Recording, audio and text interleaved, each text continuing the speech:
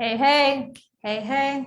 Today it is just me hanging out, and I'm going to share an embarrassing story. Now, if you are in my super special, super cool email club, you have already heard this story. However, I think it is one worth resharing because there are some really great nuggets, some really great lessons that you can take away and use in your marketing and become more interesting, become more magnetic in your personal brand, especially online. So first, embarrassing story, and then stick around for the gifts, for 6 takeaways that you can use and you can start implementing in your marketing. I just created a loop there. That's another marketing term for you. I gave you a reason to stick around. I created a loop. You don't quite know how these things are connected, but they totally are. So let's get in our Miss Frizzle time machine. How many of you are like 90s kids? I love the 2000s kinds of people. Like, I would love to know. If you follow me on Instagram, you know, I just love a good 2000s throwback. And that's exactly what I have for you today in this story. So we are in Miss Frizzle's magic school bus, and we're going back to Hannah in the 8th grade. Now, I and my besties were part of this group called the PG. We called ourselves the party group, the PG. Now, don't go thinking we were like crazy party kids or like getting ourselves into trouble. Really, the party group existed to go to each other's houses and watch Will Ferrell movies, make up card games, and like play ghosts in the graveyard when the weather was nice enough in our small town in Wisconsin.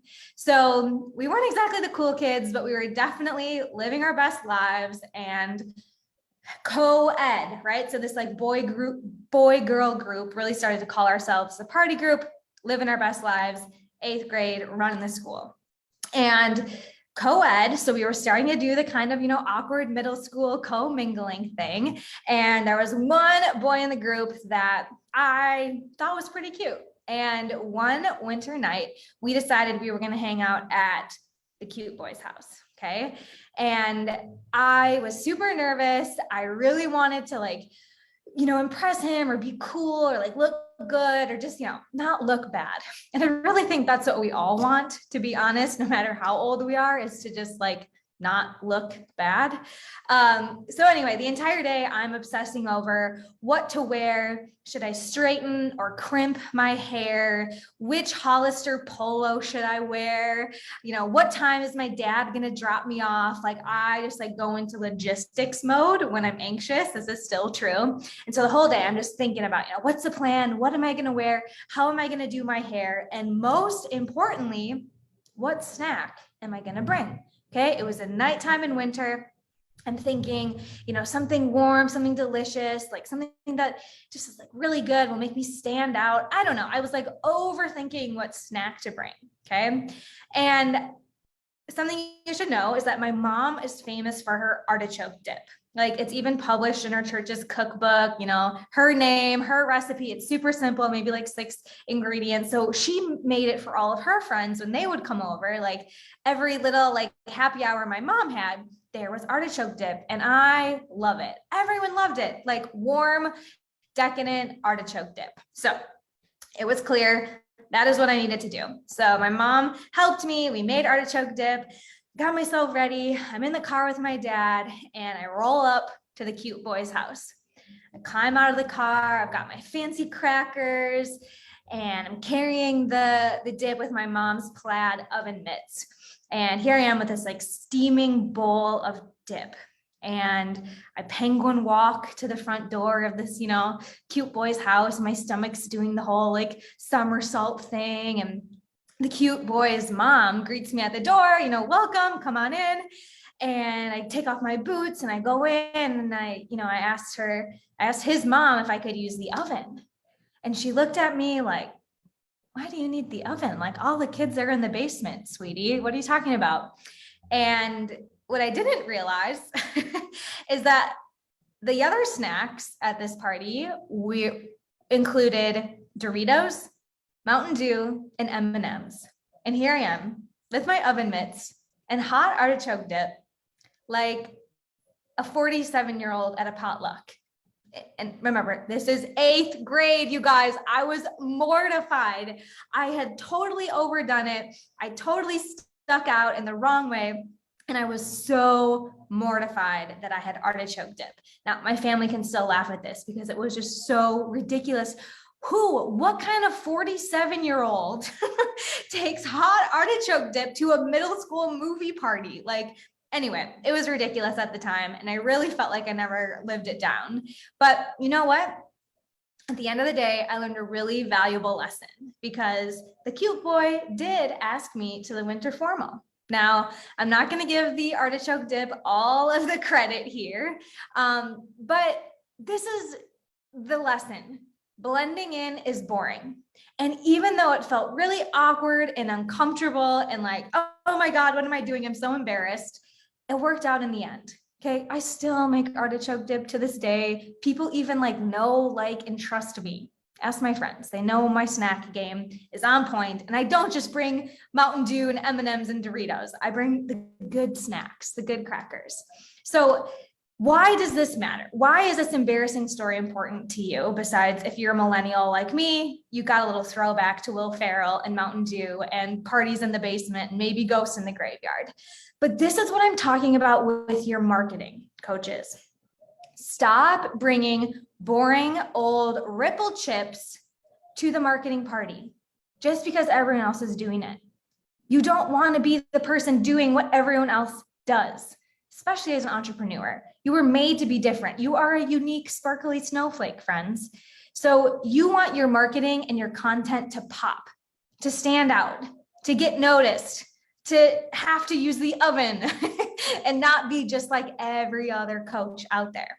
Because in a world of bro marketing that's really focused on like high pressure tactics and sleazy scarcity stuff, right? Like flexing their results and flexing their toys. I want to encourage you to look at how you can make yourself stand out in a feel good and unique way. And the best way to do that is through storytelling.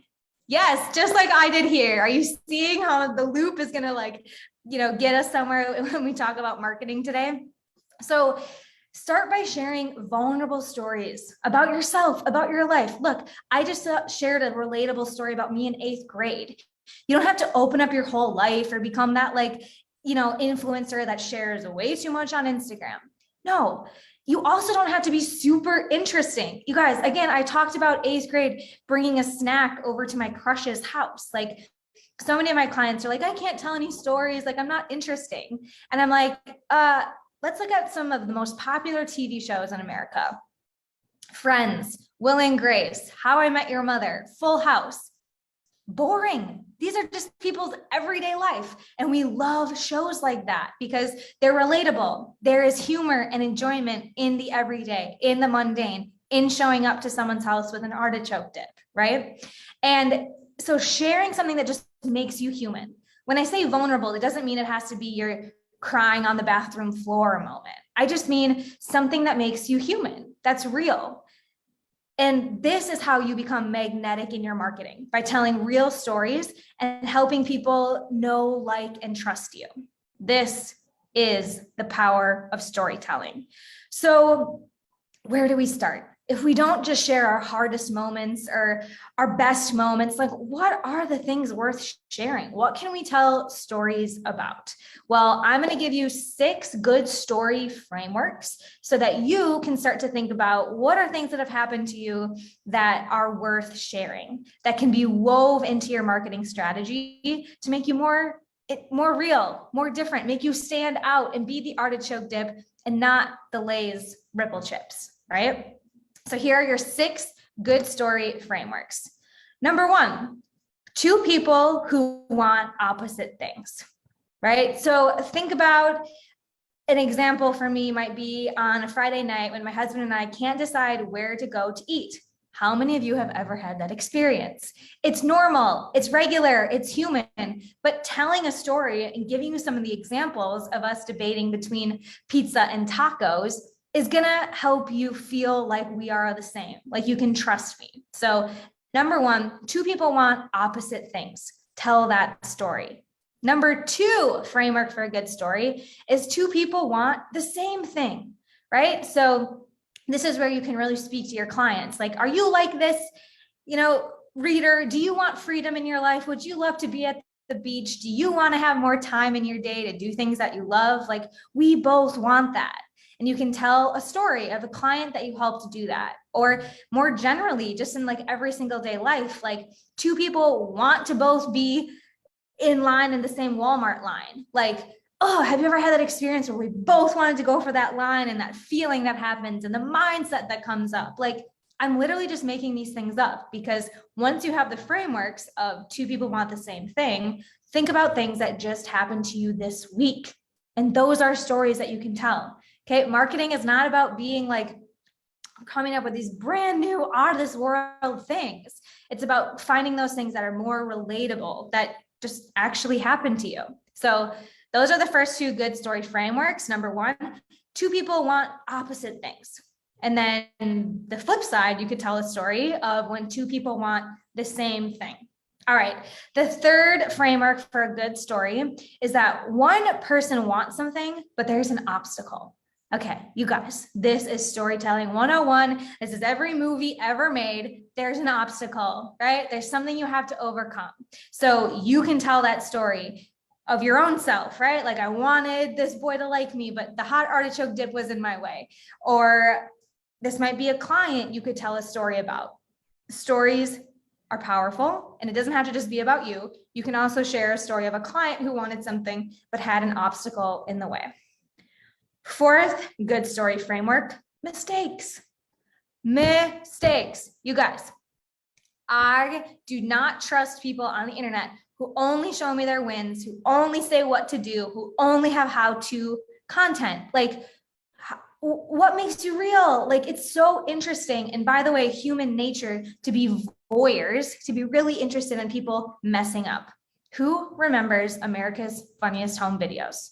Okay, some of that stuff was cringy and painful and like inappropriate, but sometimes it's kind of funny to see someone run into a screen door or send an email that says, hey, first name, instead of, hey, Sally, hey, Hannah. So be willing to share some of your mistakes. Again, I'm not saying like lay out the whole story of your divorce or your like, no. Just little things that happen day to day where you made a mistake will make you relatable and make people laugh, which is a story for a whole nother podcast. So that's your 4th good story framework, share a mistake. The 5th good story framework is a dilemma. You didn't know what to do.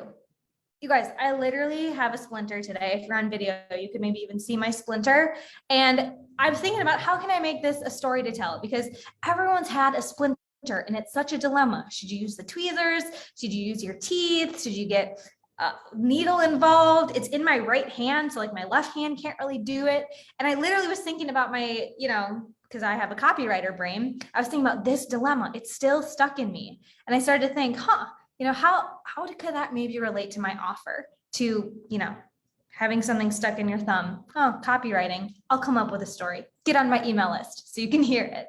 But dilemmas, big, small, real things that happen to you, relatable. You can share those dilemmas.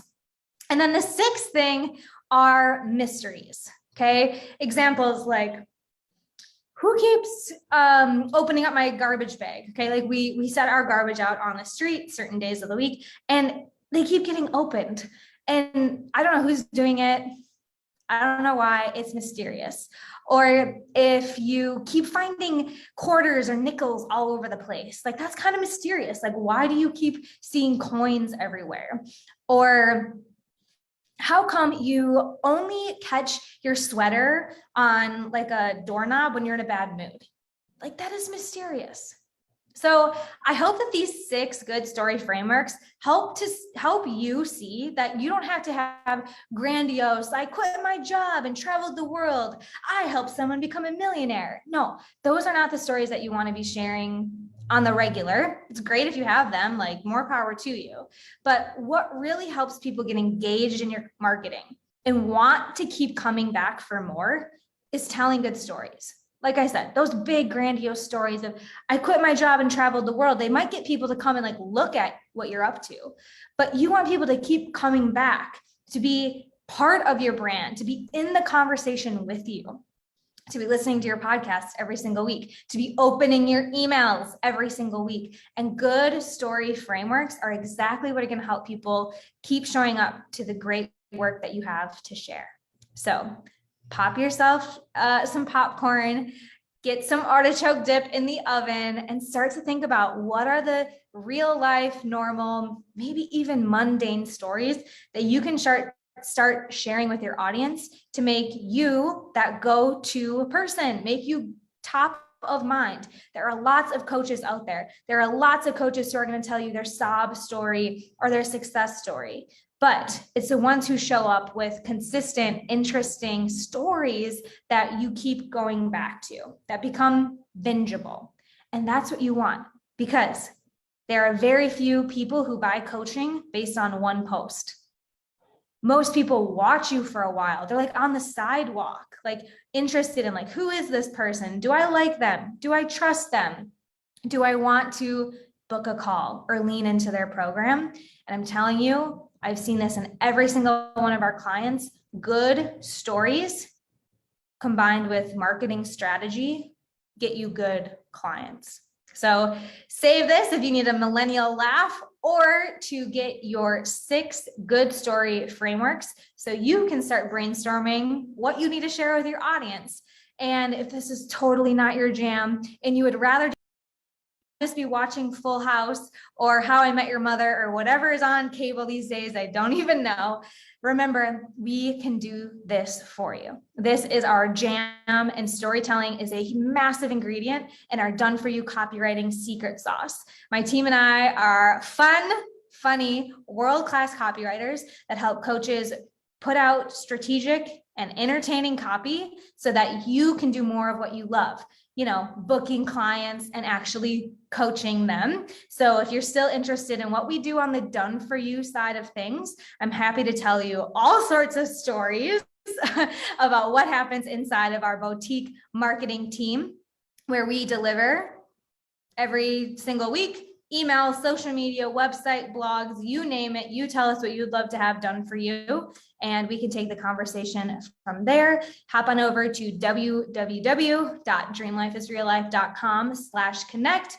Tell us what you want done for you, and we'll take the party from there. Remember, we bring the good snacks, and you want to tell the good stories. All right, friends, until next time.